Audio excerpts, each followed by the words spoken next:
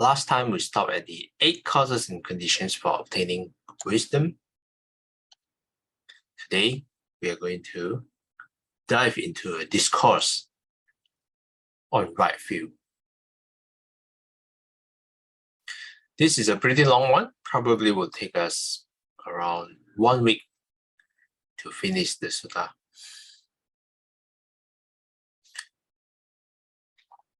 Thus have I heard, on one occasion the Blessed One was living at Savatthi in Jeta's grove, Anathapindika's park. There, the Venerable Sariputta addressed the monks thus. Friends, monks, friend, they replied. The Venerable Sariputta said this. One of right view, is said, friends. In what way is a noble disciple one of right view? Whose view is straight, who has confirmed confidence in the Dharma and has arrived at this true Dharma. Indeed, friend, we will come from far away to learn from the Venerable Sariputta the meaning of this statement. It would be good if the Venerable Sariputta would explain the meaning of this statement. Having heard it from him, the monks will remember it. Then, friends, listen and attend closely to what I shall say. Yes, friend, the monks replied. The Venerable Sariputta said this. Footnote number 9. The commentary PS, right view is twofold, mundane, lokiya, and supramundane, lokuttara. Mundane right view is again twofold. The view that karma produces its fruits, which may be held by both Buddhists and non-Buddhists, and the view in conformity with the Four Noble Truths, which is exclusive to the Buddha's teaching. Supramundane right view is the understanding of the Four Noble Truths attained by penetrating to the four paths and fruits. See page 373. The question posed by Sariputta concerns the Sekha, the disciple in higher training.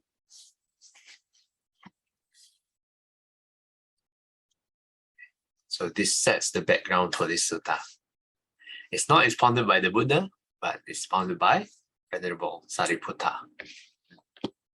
To who?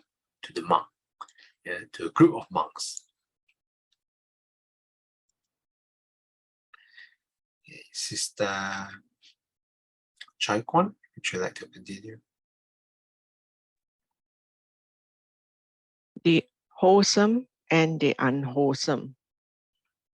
When, friends, a noble disciple understands the unwholesome and the root of the unwholesome, the unwholesome and the root, the wholesome and the root of the wholesome. In that way, he is one of right view, whose view is straight, who has confirmed confident in the Dharma and has arrived at this true Dharma. And what, friends, is the unwholesome? What is the root of the unwholesome? What is the wholesome? What is the root of the wholesome? The destruction of life is unwholesome. Taking what is not given is unwholesome. Sexual misconduct is unwholesome. False speech is unwholesome. Malicious speech is unwholesome.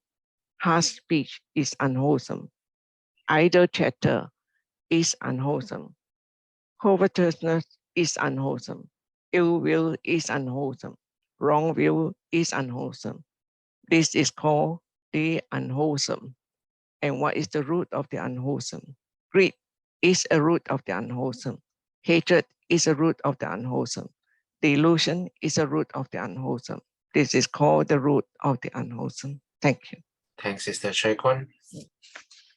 Footnotes number 10. These are the 10 causes of unwholesome action. For more detailed explanations, see text chapter 5, section 1.2, the opposites just below, are the 10 causes of wholesome action, also elaborated in the same text. And so this whole thing is the 10 causes of unwholesome action, from the destruction of life, stealing, all the way to wrong view. What is the root? The 3 poisons: greed, hatred, and delusion. This is called the root of the unwholesome. Sister Shuomei, would you like to continue? And what is the wholesome? Abstention from destruction of life is wholesome. Abstention from taking what is not given is wholesome. Abstention from sexual misconduct is wholesome. Abstention from false speech is wholesome. Abstention from malicious speech is wholesome. Abstention from harsh speech is wholesome. Abstention from idle chatter is wholesome. Uncovetousness is wholesome. Non-ill will is wholesome. Right view is wholesome. This is called the wholesome. And what is the root of the wholesome? Non-greed is a root of the wholesome. Non-hatred is a root of the wholesome. Non-delusion is a root of the wholesome. This is called the root of the wholesome. Do you want me to continue? Yeah, you can continue. When a noble disciple has thus understood the unwholesome and the root of the unwholesome, the wholesome and the root of the wholesome, he entirely abandons the underlying tendency to lust. He abolishes the underlying tendency to aversion. He extirpates the underlying tendency to the view and conceit, I am. And by abandoning ignorance and arousing true knowledge, he here and now makes an end of suffering. In that way, too, a noble disciple is one of right view, whose view is straight, who has confirmed confidence in the Dharma and has arrived at this true Dharma. Okay, thanks, Sister Shuomei. Now here, what is the wholesome? The exact opposites of the unwholesome. Abstention from killing, abstaining from killing, abstaining from stealing, all the way to right view. This is called the wholesome. And what is the root? Exactly the opposite of the unwholesome. Non-greed, non-hatred, and non-delusion. This is called the root of the wholesome. Footnotes number 11. The commentary PS explains the disciples' understanding of these 4 terms by way of the 4 noble truths. Thus, all the causes of action, unwholesome and wholesome, are the truth of suffering. The wholesome and unwholesome roots are the truth of the origins of the origin. The non-occurrence of both actions and their roots is the truth of cessation, and the noble path that realizes cessation is the truth of the path. To this extent, a noble disciple at one of the first 3 planes has been described. One who has arrived at supramundane right view, but has not yet eliminated all defilements. Okay, this is a little bit technical from the commentary. Footnotes number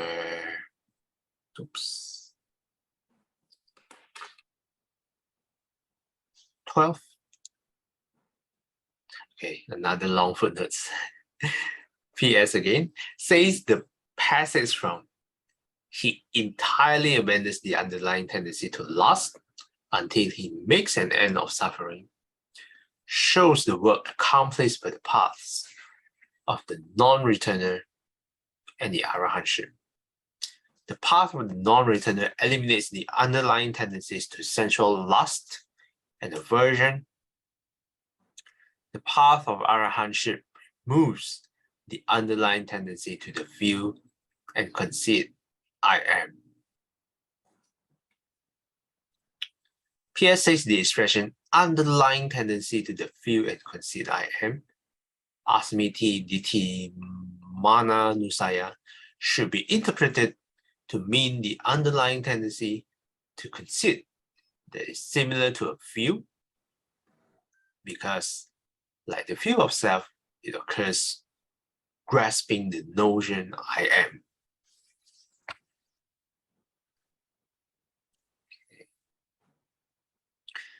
And this is the first sections, the wholesome and the unwholesome. Sister Saiken, would you like to continue?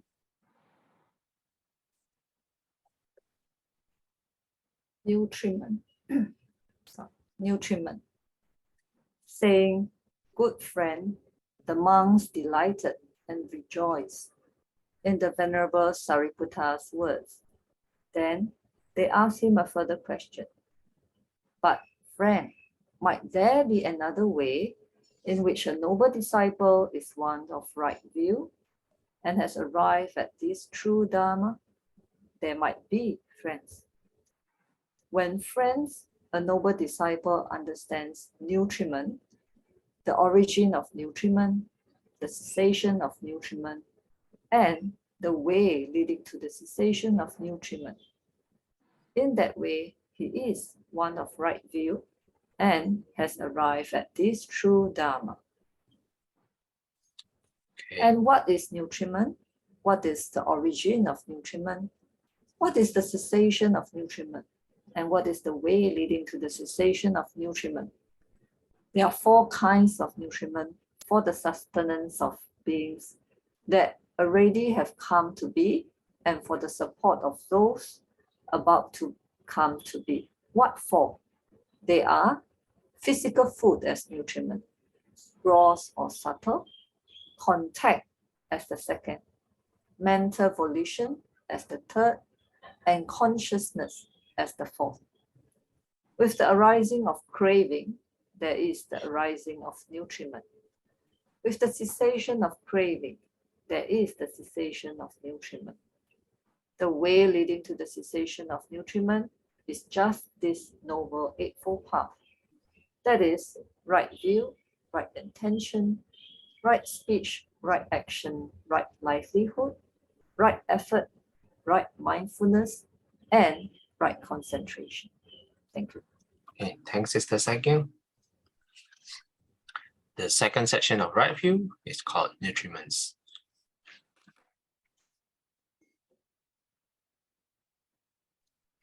Okay, what exactly are nutriments? Here is listed 4. Physical food, gross or subtle is the kind. So the second one is contact. Third is mental volition.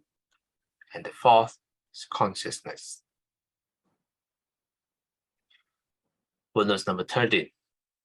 Nutriment ahara is to be understood here in a broad sense as a prominent condition for the individual life process.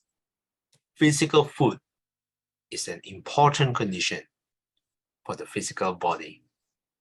Contact for feeling, mental volition for consciousness, and consciousness for name and form, the psychophysical organism in its totality. Craving is called the origin of nutriment, since the craving of the previous existence is the source of the present individuality. With its dependence upon and continual consumption of the 4 nutriments in this existence. For an annotated compilation of canonical and commentarial texts on the nutriments, see Nyanaponika The Vision of Dharma, page 211 to 228. So around 18 pages just for this subject of nutriment. I recall in one lecture, Bhikkhu Bodhi also explains this part nutriment in detailed manner.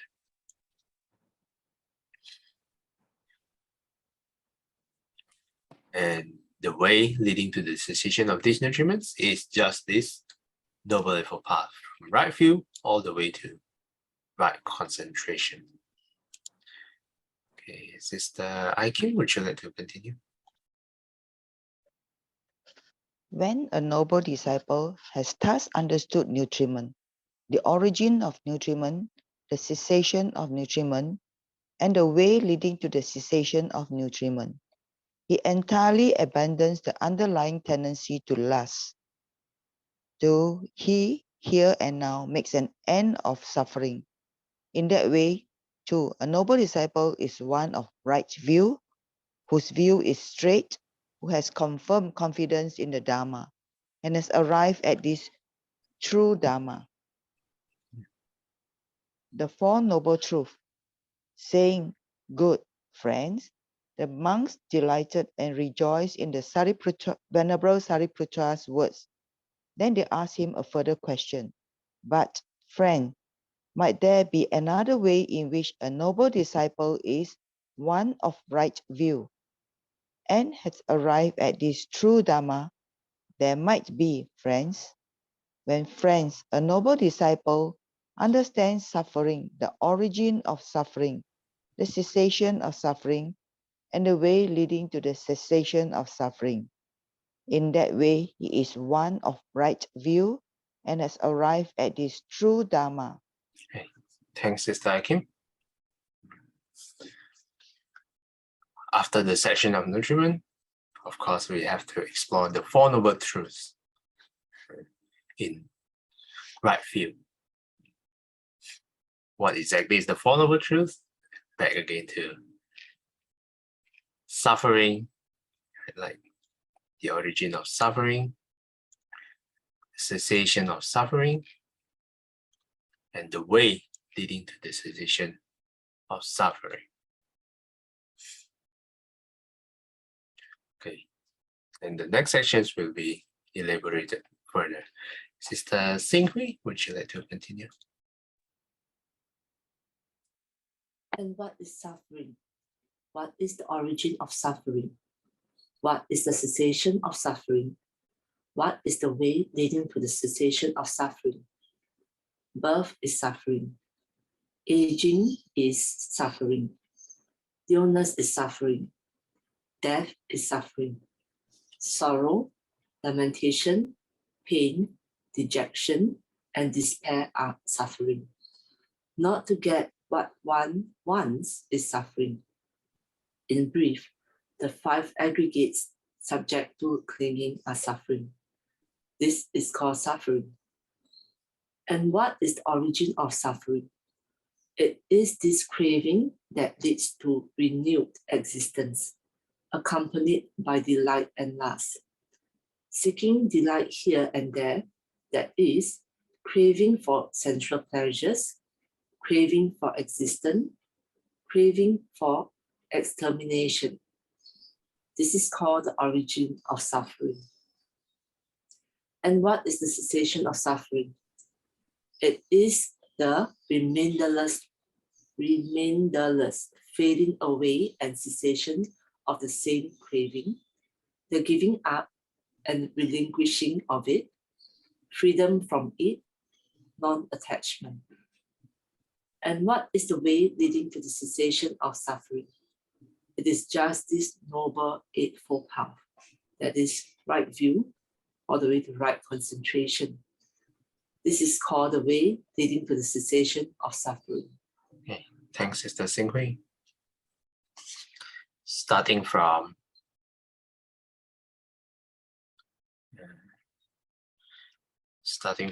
suffering here. What is suffering? Exactly, birth is suffering, aging, illness, death, sorrow, lamentation, pain, dejection, and despair. Not to get what one wants. And in brief, the five aggregates subject to clinging. All of these are suffering. What is the origin? Craving, leading to renewed existence, which divides into three: craving for sensual pleasures, craving for existence, craving for extermination. What is the cessation of suffering?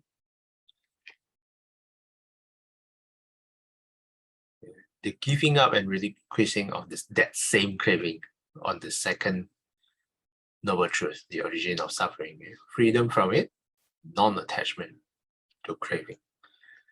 And how do we, what's the way leading to the cessation of suffering? Back again to the Noble Eightfold Path. And we have also read this in detail in the previous book that we read. Yeah, so to revise, go back to the previous book. Sister Billy, would you like to continue?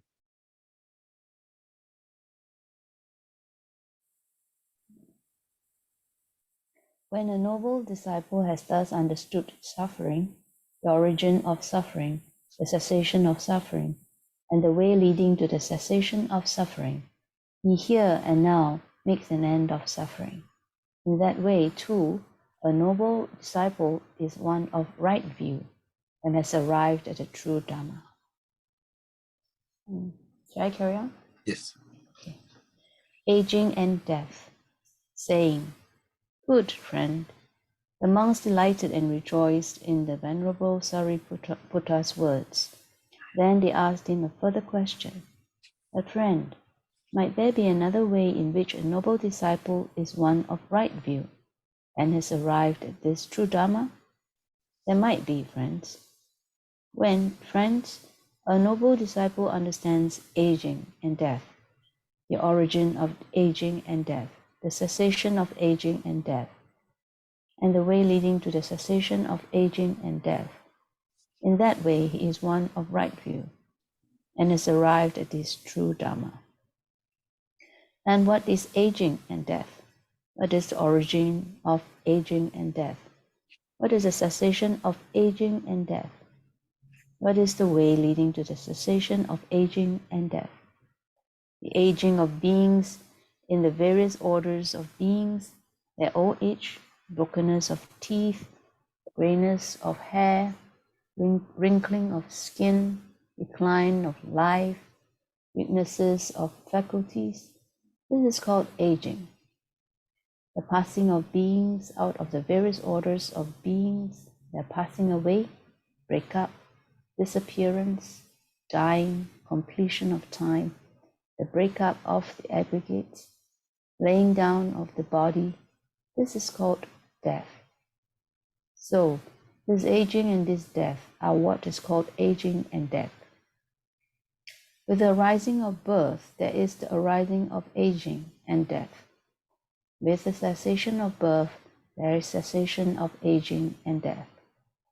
The way leading to the cessation of aging and death is just this Noble Eightfold Path, that is right view, and then the rest to right concentration. When a noble disciple has thus understood aging and death, the origin of aging and death, the cessation of aging and death, and the way leading to the cessation of aging and death, he here and now makes an end of suffering. In that way, too, a noble disciple is one of right view and has arrived at this true Dharma. Thanks, Sister Billy. Thank you. So after the Four Noble Truths, we start to dive into the dependent origination, starting from aging and death. Footnote number 14. The next 12 sections present in reverse order a factor-by-factor examination of dependent origination. See to text chapter 9, section 4.4 from A to F.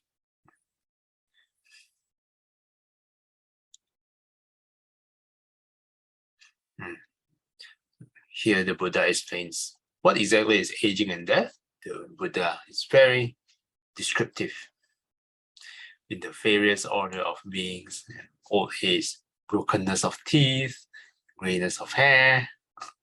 Actually, even me, I have some white hair, if you look closely.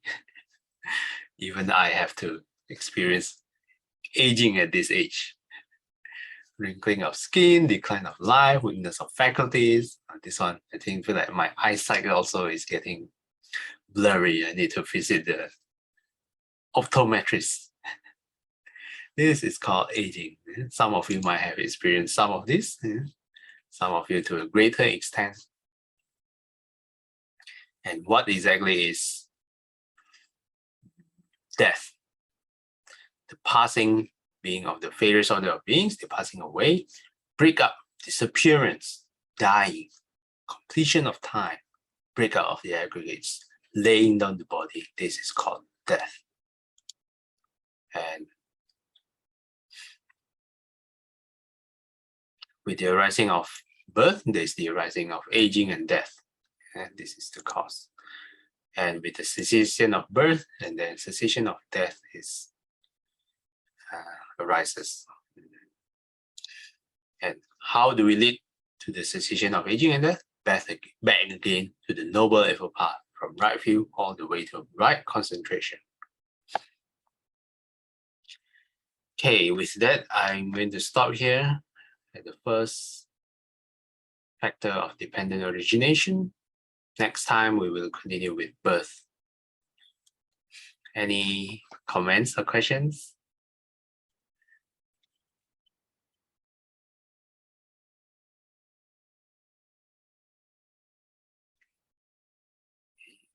If not, Sister Sing would like to do the dedication. 愿消三障诸烦恼，愿得智慧真明了。我愿罪障悉消除，世世常行菩萨道。阿弥陀佛。Thanks, Sister Singhui. Till we meet again, may we be guided by the Buddha, Dharma, and the Sangha. Sadhu, sadhu, sadhu. Have a superb Saturday ahead.